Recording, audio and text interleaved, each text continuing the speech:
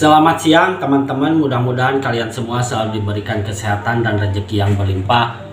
Amin ya robbal alamin. Nah, masih di seputaran kasus Pina Cirebon, di mana kasus ini kasus Pina makin kesini itu semakin ruwet, dan di mana yang berseberangan sudah mulai pada lupa ingatan dan sekarang juga sudah memainkan playing victim. Nah, yang pertama, pernyataan penasihat hukum Ibtu Rudiana, Elsa Sharif, yang menyebut bahwa posisi Aep melihat peristiwa kejar-kejaran dan lempar batu pada kasus Pina Cirebon adalah 6 meter. Nah, berdasarkan sketsa dan TKP yang dibuat itu menuai kontroversi dan bikin heboh publik. Nah, pasalnya berdasarkan informasi yang beredar, Aep pernah ngaku bahwa ia mengklaim melihat peristiwa itu dalam jarak 100 meter. Nah, bahkan Elsa Sharif ketika ditodong pertanyaan seperti itu malah ngeyel dan bilang yang benar itu jaraknya 6 meter bukan 100 meter, itu kata Elsa Sharif. Nah, menanggapi hal tersebut, penasehat hukum 6 terpidana kasus Pina Cirebon yaitu Jutek Bongso mengatakan, jadi kami menghadirkan saksi ahli mata di persidangan dalam rangka untuk mematahkan semua dakwaan dalam putusan pada 2016 silam. Nah, makanya Peradi itu menghadirkan saksi ahli mata untuk menjawab semua pertanyaan publik atas kesaksian Aep yang tertuang dalam putusan di 2016 silam. Kok sekarang jadi 6 meter? Apa kubu sebelah sudah tahu akan kalah? Nah, jadi cepat-cepat dirubah dari 100 meter jadi 6 meter. Nah, pada waktu itu kan menurut pengakuan Aep dan Dede dan tertuang dalam putusan, mereka itu sedang membeli rokok di depan warung SMA N2 dan di dalam putusan tertulis jaraknya kurang lebih 50 meter dan itu juga telah diukur yang sebenarnya itu adalah 120 meter. Kenapa sekarang ini beredar gambar jadi 6 meter? Nah, itu dari mana bisa 6 meter tersebut? Bisa jadi lebar jalannya, kok bisa-bisanya meralat pernyataan dari 100 meter jadi 6 meter?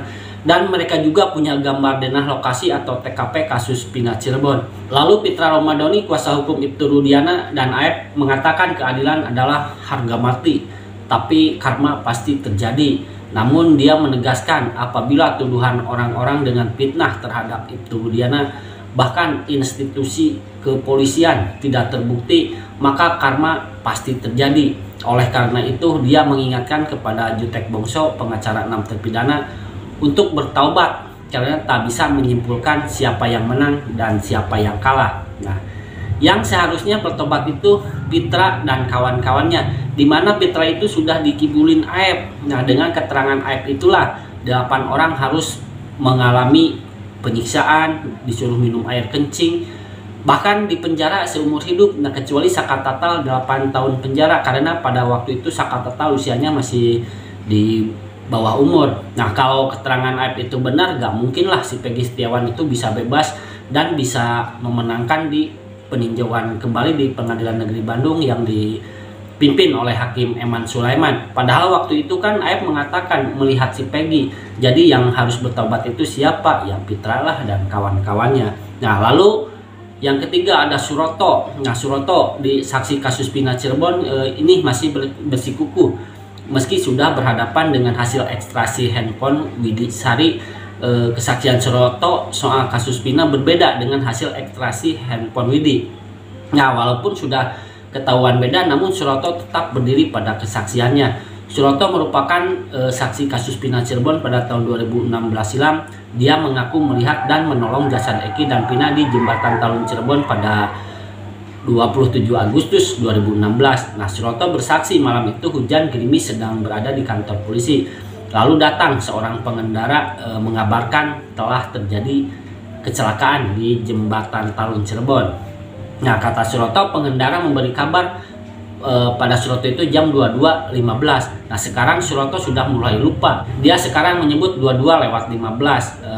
Kalau nggak salah itu kata Suroto ya. Nah, Suroto mendadak tak ingat persis waktunya, padahal sejak awal kesaksian Suroto menyatakan Eki dan Pina mengalami kecelakaan itu jam 22:15. Nah, sedangkan dari hasil ekstraksi handphone Pina masih mengirim pesan itu pada pukul 22.14. Nah, kenapa sekarang jadi pada lupa dan berubah kesaksiannya?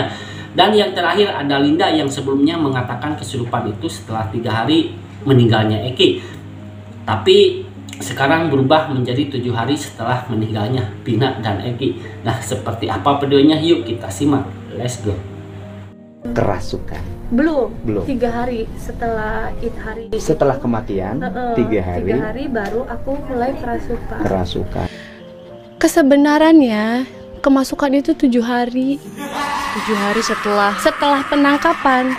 Jadi ini yang mau dikelirin nih, karena kan narasinya netizen itu adalah karena kesurupannya Mbak Linda, maka kemudian keluarlah kronologi itu, bahkan termasuk mungkin nama-nama dari Yang para sekarang tersangka yang sudah jadi terpidana. Itu saya mau konfirmasi lagi tuh. Jadi tadi timelinenya ya, Mbak Linda baru kesurupan 1 minggu setelah. Pokoknya 1 minggu lah. 1 minggu setelah kejadian. 1 minggu posisinya setelah pokoknya yang orang 8 berarti kan sama Sakatatal kan saat itu 8 tuh sudah masuk. Oke, mencoba membandingkan cerita versi Mbak Linda dengan versi Mbak Marliana soal bagaimana sih sebenarnya awal mula terjadi kesurupan dulu kan, kesurupan terus bener nggak dikoreksi ya kalau saya salah cerita ya, kesurupan terus divideoin, kemudian dari video itu diserahkan Mbak Marliana ke beberapa polisi termasuk Pak Rudiana. Nah, sejauh mana pengetahuan Mbak Linda terkait itu, bener nggak Mbak Linda sadar divideoin, terus Mbak Linda siapa yang menghubungi Mbak Marliana sehingga kemudian bisa divideoin dan video itu diserahkan ke para polisi waktu itu dan termasuk Pak Rudiana. Jadi waktu malam itu tuh sebenarnya tuh bukan 3 hari ya Mah. Sebenarnya tuh bukan 3 hari Mbak. Cuma sudah terlanjur kakaknya Vina kan ngomong 3 hari. Jadi ya mungkin lupa, namanya ingatan kan sudah 8 tahun kan lupa ya. 2016 lalu ya? Ya 2016 rekaman pertama itu. Mungkin kan lupa, jadi kita ya sudah paling komunikasi sama pengacara karena kita kan satu pengacara kan. Jadi kita ngobrolnya tuh intern aja seperti itu. Terus sekarang karena dikait-kaitkan nih gara-gara Linda jadi orang tertangkap gitu kan. Kesebenarannya kemasukan itu 7 hari. 7 hari setelah penangkapan. Setelah kejadian. Soalnya Sabtu ketemu Sabtu.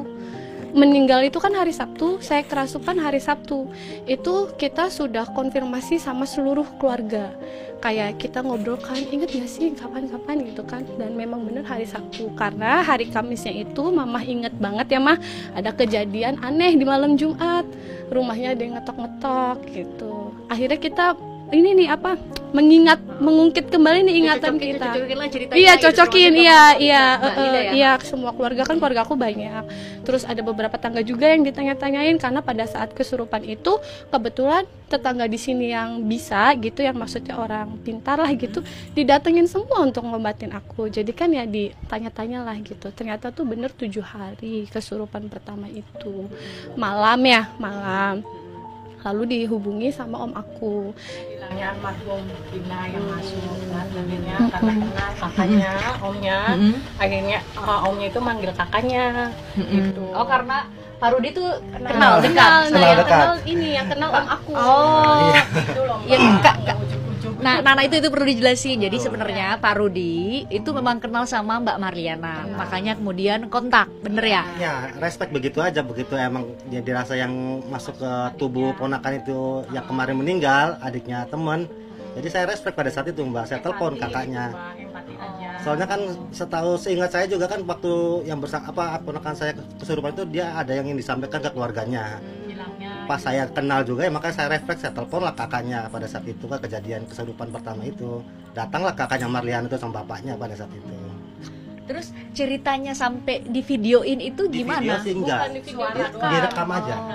Audio ya, suara. Iya. Dan itu posisinya kita satu keluarga nggak ada yang tahu ya pertamanya. Terus gimana? Ya kalau kita sih empati aja Mbak, maksudnya kan biar tenang gitu kan arwahnya gitu kan. Terus bilangnya kan ada yang mau disampaikan keluarga, akhirnya kita kan karena omnya kenal, akhirnya dipanggil lah itu pihak keluarganya. Dan terus dia ya itu nyeritain ke kakaknya seperti itu, seperti yang direkaman gitu kan. Dan kita juga nggak punya pikiran negatif kalau suara itu bakalan keluar gitu kan. Pikir kan kata kakaknya cuma buat bukti ke pihak kepolisian gitu, bahwa Tapi waktu itu gitu. Mbak Marliana berarti udah bilang bahwa itu bakal dikasih ke polisi. Kurang tahu tuh kalau itu tuh nggak bilang. Makanya kita tuh bingung gitu aja. Kita tuh bingung. Makanya kita tuh ya Allah sampai sebegininya gitu tuh Mbak. Iya, Padahal kita sampai tuh itikan viral. baik gitu, empati. Gimana kalau seandainya kita yang ada di posisi mereka gitu kan. Makanya. Nah, Saya bersama tim sudah datang ke lokasi itu pada malam hari dan ini udah ada videonya, ya. Maksudnya Anda melakukan upaya seperti yang sama, Ya, peristiwa, melihat dan- di malam hari. Melihat di malam hari dan lampu itu memang terang. Ini saya bikin denah. Yang ada di PK itu semua sudah saya jawab. Semua sudah saya jawab. Jalan di sini adalah jalan 6 meter 2. Terus kemudian sepadan jalannya kan 2 meter tuh. 2 meter di sini 2 meter. Jadi kalau dia berdiri di sini mobil jalan, ini ada videonya kalau bisa diputar Pak, boleh silakan. Ini ada picture di sini. Iya. Terus ini kan ada A, B, C. Jadi kalau kita mobil apapun lihat, kita lihat kok orangnya terlihat. Dalam kondisi malam, Iya, karena di situ ada lampu terang. jadi lampu penerang itu- jalannya terang. Terang. Ini Bu Elsa di mana berdirinya? Memposisikan diri di posisi Iya, Aib atau di Aib, mana? iya. Di mana posisi Aib? Di sini kan posisi Aib di Warung Madura di A. Warung Madura di A ya. Iya. Nanti mudah-mudahan dalam waktu dekat kita bisa buatkan grafisnya ya. Kemudian, Iya, silakan. Iya. Jadi di sini lihatnya hanya cuma 6 meter. Jadi terlihat. Sampai bilang 100 meter itu kan. tapi kenapa ada statement 100 meter? Itu kita nggak tahu ya dari Itu kan dulu. fakta persidangan, Bu Elsa. Bukan. Saya ingin menyampaikan bahwasanya keadilan itu adalah harga mati.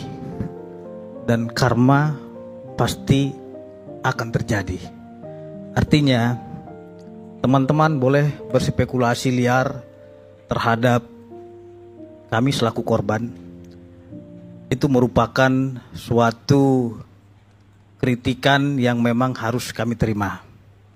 Akan tetapi, ya, apabila memang tuduhan teman-teman tersebut yang telah memfitnah beribu-ribu macam fitnah, bahkan ratusan dan jutaan terhadap keluarga Ibtu Rudiana, terhadap Rudiananya, dan bahkan institusi kepolisian, ingat, karma itu pasti akan datang. Sebab hati nurani adalah badan pengadilan yang tidak bisa dibanding. Saya ingatkan kepada Bung Jutek Bongso agar segera bertobat. Karena kita saat ini tidak bisa menyimpulkan kita pemenang atau kita yang kalah. Kita sebagai penasihat hukum sedang berproses juga di peninjauan kembali. Saya harap kita semua menghargai proses hukum yang sedang berjalan ini. Bung Aiman, sebenarnya saya tidak mau berkomentar banyak karena dalam proses hukum sedang berjalan. Akan tetapi karena memang terkait dengan tudingan-tudingan miring ini, saya wajib hadir untuk meluruskan hal-hal yang menurut kami itu harus diluruskan. Jadi kami tidak berhak untuk menghakimi siapapun, karena kami adalah manusia biasa yang sepenuhnya kami serahkan kepada pihak kepolisian, kejaksaan, pengadilan, dan terutama kepada Allah Subhanahu wa Ta'ala. Justru Mas Aiman ya, bahwa kita kan sedang mewakili klien mencari kebenaran dan menegakkan keadilan ya. Jadi apa yang proses yang terjadi sampai hari ini, karena tadi ditanya, ya saya sampaikan. Ya saya sudah kirimkan juga itu tadi kesaksian lengkap itu tadi lewat YouTube itu. Kalau suruh tobat apa komentarnya? Ya tiap hari memang kita harus bertobat ya. Gitu kan. Memang kita harus bertobat. Ya, tiap hari, ini gitu. bagus kalau gitu. Ada rekornya tuh ada? Ada. 2214. Ya, ya. Oke. Pak Suroto, saya ingat bahwa Anda sempat bersumpah di sini demi Allah. Ya, bukan demi Rasulullah, tapi demi Allah. Bahwa Anda meyakini, Anda berkatakan bahwa Anda menyampaikan sesuatu yang benar dan Anda tidak berbohong. Betul Pak Suroto? Betul. Masih pada pernyataan itu? Masih. Dan Anda menemukan Vina pada pukul berapa? 22 lewatnya berapa kurang lebih? Nggak tahu yang Nggak, Anda sempat sebutkan waktu itu kan 22 lewat berapa? 15 menit kalau nggak salah, Pak. 22 15 menit. Ya. 22 atau 5 menit. Anda waktu di sini akan mengatakan 22 lewat 5, betul? Tidak. Oh, 15. 22 10 5 atau 15 menit. 5, oke, 22 10 atau 22 15 menit, artinya Anda tidak meyakini itu. Artinya Anda tidak meyakini itu. Bahwa Anda menemukan Vina itu 22 15 ya, katakanlah seperti itu ya. Di Jembatan Talun, betul? Betul. Artinya sudah tidak mungkin pada 22 15 itu dibawa ke tempat lain, kemudian dilakukan, mohon maaf, perkosaan, lalu kemudian dibalikan ke situ. Artinya 22.15, kalaupun kejadian itu terjadi karena pembunuhan, perkosaan, dan sebagainya, 22.15 yang Anda temukan adalah akhir dari semua kasus pembunuhan disertai perkosaan itu. Betul ya? Betul. Sementara 22.14 masih WhatsApp ke siapa? SMS ke Widi. Ke Widi, SMS ke Widi, mohon maaf. SMS ke Widi, Ya, dan tidak ada kekhawatiran di situ. nggak ada. Anda yakin 22.14 nih presisi sekali loh nih? Ya, yakin. 22.14 ya, ada recordnya. Pak Suroto, Anda punya jawaban soal ini? Yang jelas Om, waktu ada laporan ada pengguna jalan melaporkan ada kecelakaan di jalan tol itu, yang jelas pukul 22. Pukul 22 itu lebihnya berapa saya sendiri nggak tahu. Berapa menitnya kurang tahu, yang jelas. Kalau nggak lewat 10, lewat 15. Katakanlah lewat 15 lah begitu ya. Tapi Betul, tidak sampai 10 atau 15 menit. Oke. Kurang lebih. Baik. Bukan 22.30 kan? Terlalu jauh itu. Betul ya? Terlalu jauh. Baik, taruhlah 22.15, Pak, ambil yang paling jauh.